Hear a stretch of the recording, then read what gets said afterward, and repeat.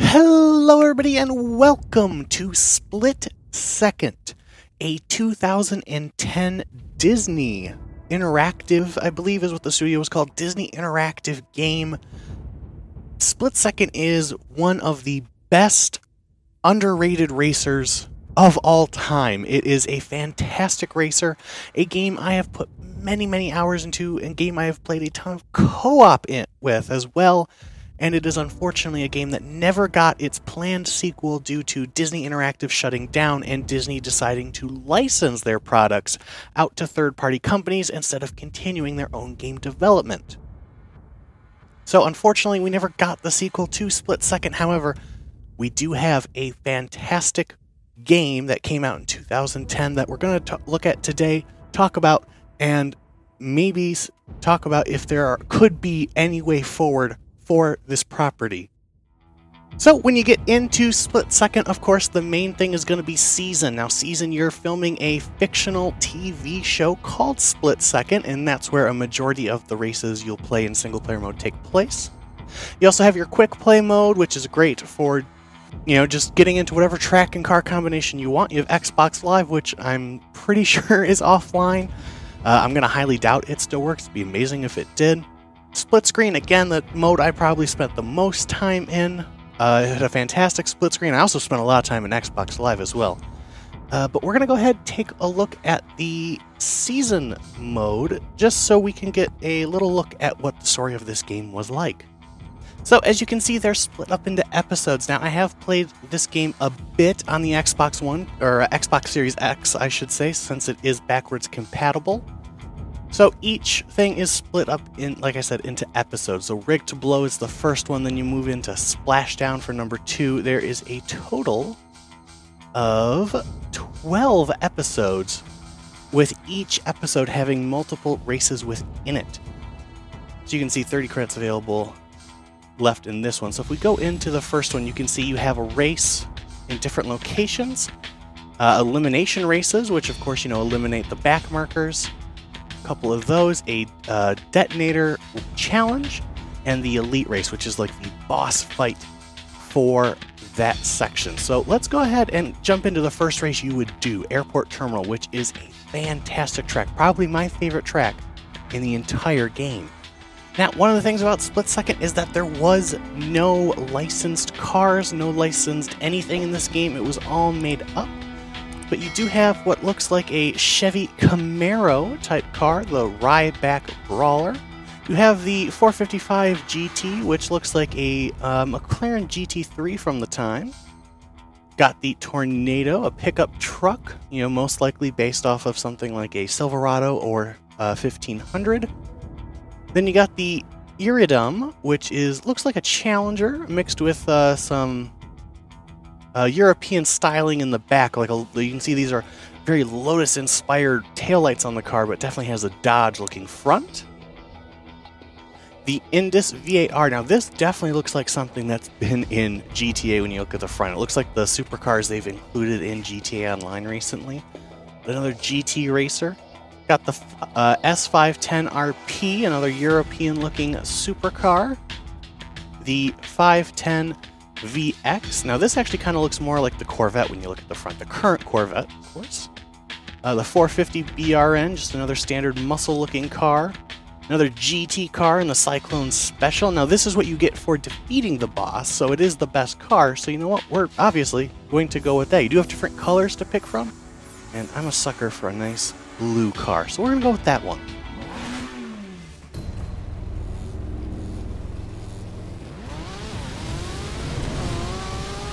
So you get thrown right into the action on Split Second, no time to waste at all.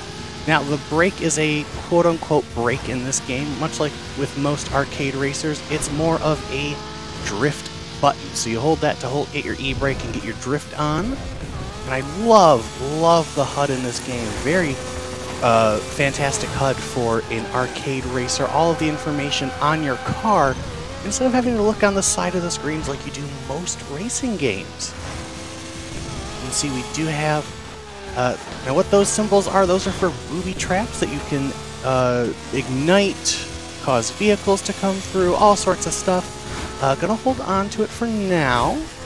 You can see we're building up to our 3. You have up to 3 when you do get to the red. Now, we're gonna hold on to that because you can do something special once per race with those.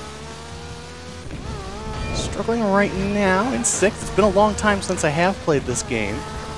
And of course the graphics, a little outdated as you know, for a 2010 game, of course, that came out on the 360. Now trying to play it in 4K.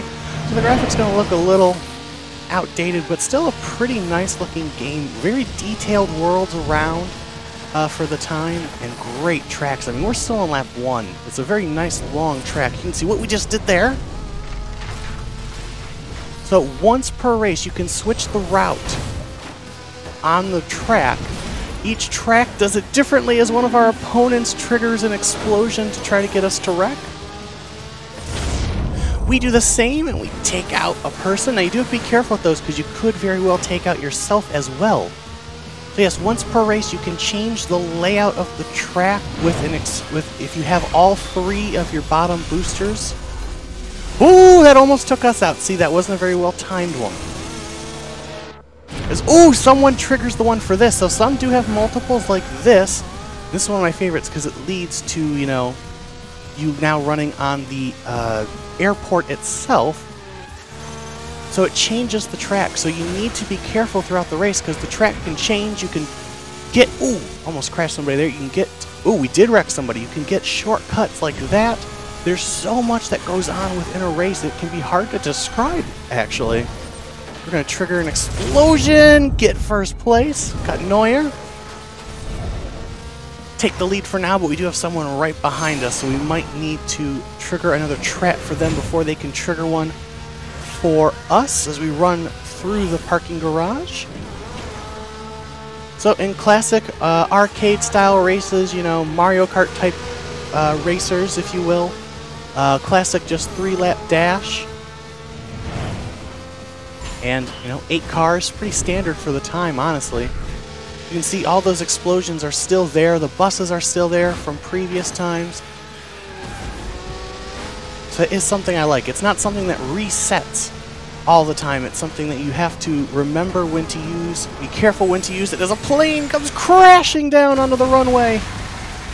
We barely avoid it. Now that is something that's triggered with the leaders. It's not triggered just with the player. There are, you know, some games or some events in games where they're only triggered when you come around, but they'll actually be triggered with the leader even if you're running dead last. So that is cool. As we're going to come up to the line, try to hold off second place when we will, and take the victory here at the airport circuit.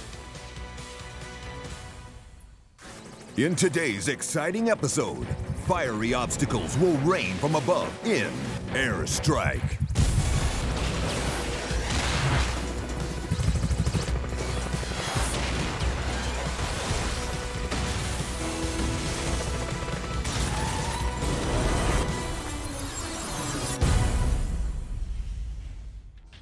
So we move to episode 2 now, and you can see that was an intro. Each episode has this little introduction stuff, which is really cool. Pretty cheesy looking back at them now, but of course back in the day, you know, that was a pretty 2010, late 2000s thing to do. So we do have a race at Port Bridge, we have a race at the Ferry Wharf, Airstrike as that was shown, and we have elimination now. I figure since it was the highlight of the episode, so to say, let's go into Airstrike and see what that's all about. So in Airstrike, the split-second helicopter is locking missiles on you. Markers show where the missiles will land. Drive fast and dodge missile waves to beat the target score. Get a wave streak to increase your score multiplier. 3 direct hits and your car is toast. So we do have, of course, everyone else, and that's in the episode that we're going up against. So to get first place, we're going to need to beat just over 35,000 points. I think we can do that.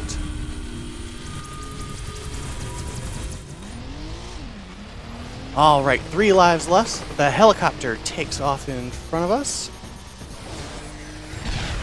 So you can see those targets move along with the track, so you know when they're about to land. So it is nice that you know where they're going to hit. You're not just blind. But you can see they don't all just land to the side. Some of them do land right in the middle. Get a nice drift there. Go to the outside of one of them. We're dodging and weaving. Ooh, that one right to our right there. Gonna go left, right, left. All right. As you can see, there's a wave indicator on the bottom that takes over. Woo! That one was close. That takes the place of where your drift indicator is for this particular game mode. See, I like what this game does because ooh, we spun out. Hold on, I spun out. I chose this car. Don't know the name of it off the top of my head, but it is a very drift happy, tail happy car. Now, one of the things I like about this is that it won't just randomly launch missiles. You can see when it calculates, woo, what a good time to do the strikes would be. Man, that was close. It waits for you to get past these areas with bridges and stuff, which I really like. It'll only do it in areas where it knows it'll hit the actual racetrack and has a chance to hit you. Now, we are up to 3rd place. Oh, man. I think what's going to happen is the drifting is going to be what gets us. That's what's going to cause us to crash here, because it is such a tail-happy, spin-happy car. You can see we're starting to get ahead of the missiles, so the helicopter launches them even faster. Oh! We wrecked ourselves! So we ended up wrecking ourselves there, so we're down to 2 lives. So yes, if you take enough damage, it will wreck you. Ooh. Which is something that's very cool about the game. But with a car that handles as poorly as this is going to, like I said, this will be the downfall of us. Ooh. As we've taken 1st place, we've won this, and we still have 2 lives left. But the game will end there. It won't let you, unfortunately, it won't let you just go on forever to see how well you could do. It is something I wish that you could do just to see what your high score is. Then you can tell your friend, hey, I got this high score on this map. What did you get? Unfortunately, it doesn't work that way, but I understand why they do it. They want you to keep moving along and not just go forever.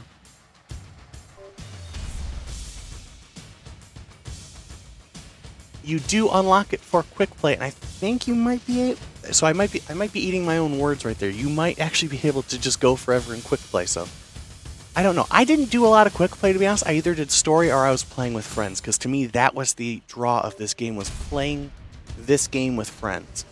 This era, ooh, we've won something. Ooh, we won a new car. Kind of looks like a Mustang. That's a Mustang.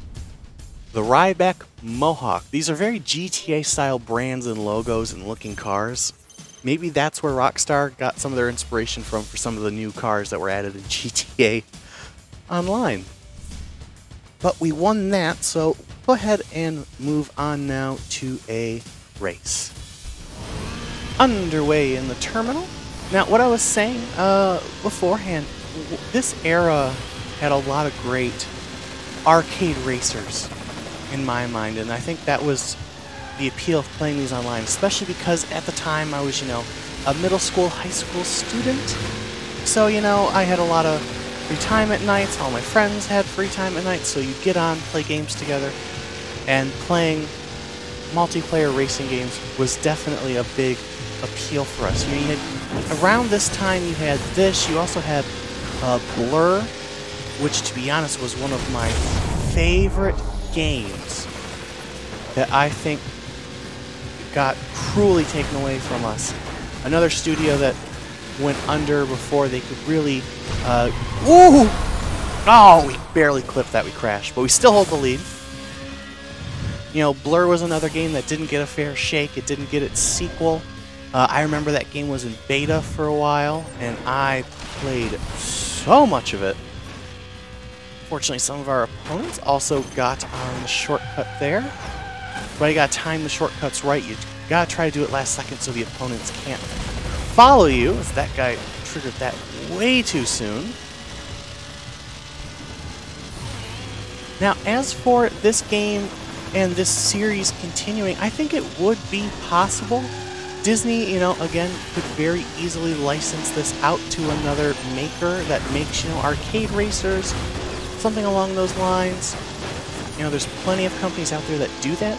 However, unfortunately, I don't see it happening just because they're very capable of making those games. They'll probably make their own unique IP because, you know, it's not like Split Second is necessarily a hot franchise. Destroy him. Nearly clipped ourselves in the process. You know, just because this game's now... Oh my god, this game is 12 years old now. So, you know, it doesn't have the appeal it did at one time. Clearly, people don't remember this game as well anymore. And definitely a younger generation wouldn't know about this game, which is a true shame because this game, you know, while it follows the same format as we switch routes here, destroy the bridge on the final lap. Ooh, that almost screwed ourselves, actually. Ooh! Oh, the guy in front of us. Oh, that was a smart move from the AI. The AI were actually really smart in this game. Opened the trap, didn't go through it, so I thought it was triggered by someone behind us, then it shuts on us and crashes us. That is a really smart move. That is a smarter AI than half the games do today. And I forgot what I was saying beforehand, but it's another thing that I love about this game. Oh, I remember what I was saying. You know, it's a very different take on this type of thing, because normally you have power-ups you get and it's craziness through that. Instead, you're able to form the track around you, you know, and have the environment come into play, and it makes every track unique instead of being, you know, it's the same, yeah, it's the same things of explosions and stuff, just like you'd have the same, you know, oh, he didn't go for it. You know, you would have the same power-ups, you know, stuff like that, and it's just, you know, everything's the same. It makes every race, every track unique. And even each race on each track unique, because some races you may have the bridge blowout on lap 2, and sometimes it may not blow it at all.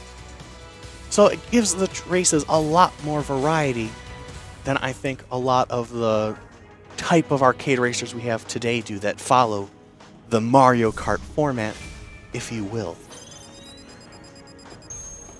So, another first place for us in that one. And you can see you unlock the track for quick play. Another thing, you know, very common in these types of games. You do it in the story mode, you unlock it for quick play. And it's something that I like. It's, you know, it gives you reason to progress, but it can also make it so you're like, hey, there's this really cool track, but unfortunately I haven't beaten it in the story mode, so I can't show you it. We can't race it together. So, you know, if you get this game exclusively for split screen, it will force you to play the game in single player for a little bit, which, you know, is a positive and a negative. Now, what's crazy is because we earned so many credits doing the first 2 races, we've already unlocked the boss battle race for this episode. So why don't we go ahead and do that? Great thing to end off on. So you can see we have to place 3rd place or better in the elite race to unlock the next episode. Explosions all over the joint. And we are off. Now it has names in this one, which is weird because there aren't names, of course, in the other ones as we go. We're racing against like an LMP car here, which is crazy. You know, it's the thing, you forget just how many crazy cars there are in this game and how creative the companies can be. So, oh man, drifted through that a little poorly there. Back down to 6, so we need to keep... Ooh! See, that didn't get anyone, unfortunately, but I'm kind of glad it didn't, because if it did, it would have meant we were in the way as well. So I'm kind of glad that happened, just so we don't have to worry about getting caught up in that explosion. Because again, you can blow yourself up pretty easy in this game, which is something crazy. That one was really high up in that building, and that only got the people who were way high up. Blow up a barrel there. Didn't time that one very well. I am not on it right now. Whoa! The guys in front of us gets taken out. We're going to draft up behind Torpedo. He is in our quote-unquote transfer spot, if you will. Blow him up. No! And the routes have changed. The AI have changed the route on this map. So, and it's this one. We're going down. Trigger another explosion, but it's not going to work. However, it does get us up to Torpedo. Going to get alongside him. See, I feel like a game like this would look so great with its explosions and dynamic tracks and stuff in a... You know, if it was made today, just because of how beautiful that could look. But, you know, yeah, the graphics are outdated, because, you know, it is from 2010, but you know what? It's still, like I said, it's a pretty impressive game. Great, you know, you just look around, you know, the views are really impressive. You know, all the, you know, effects and stuff look great. So, you know, it's a real great game. Disney Interactive did a great job with this game. Woo! Double rack! How about that one? It's just a shame that Disney didn't give this studio, you know, the time and resources it deserved. You know, I know a lot of people also talk about Epic Mickey. That got kind of shorthanded in this whole thing. So, you know, a lot of great projects got kind of dicked over by the mouse when they shut down Disney Interactive. On to the last lap. There's first place. I was about to say, I don't even see him. Catching him. We're going to need to trigger an explosion or something to get him there. I want to be a little closer, though, before I do, just because you can, even though the thing pops up, you don't know when it's going to actually work in your favor. Oh, no. Oh, I was so busy trying to trigger the map change. I drove right into that barrier. Oh, we're back down to 7th. This is a disaster. But up to 5th because of the route change. Now you can see, because we did the route change on the final lap, the plane doesn't crash, so you need 2 laps for that even to show up. Oh man, this isn't good. We need some crashes here, people. Need somebody to crash so we can unlock the... Oh no! Oh no! It's over. The dream's over. We didn't even explode anyone. We're going to cross the line in 7th. We're not going to unlock the episode. They are elite races for a reason. The AI gets cranked up a lot more on those.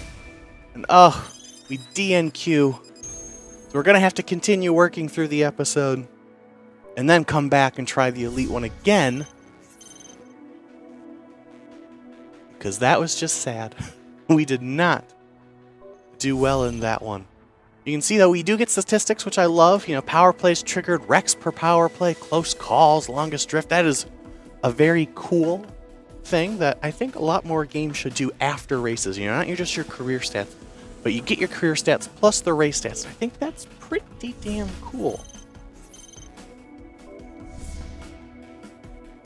But unfortunately, a lot more work to do in that, so I'll have to keep polishing up my skills before I can take on the elite race. But this is a game that I truly love. I think it deserves more love. Definitely worth a play if you can. Again, it is compatible on the Xbox Series X, so I believe it's available in the Xbox Store. I have had this game since the 360, so for me it just showed up as a download. So I imagine it's available in the Xbox Store if you have the Xbox Series S or an Xbox One. It's compatible on that as well. Highly recommend you check out one of the best racing games from the early 2010s, you know, from that era, as well as a great racing game made by Disney, of all companies. Who would have thought? But if you enjoyed this video, give a like, subscribe for more classic game content, and I'll see you in the next video. Bye!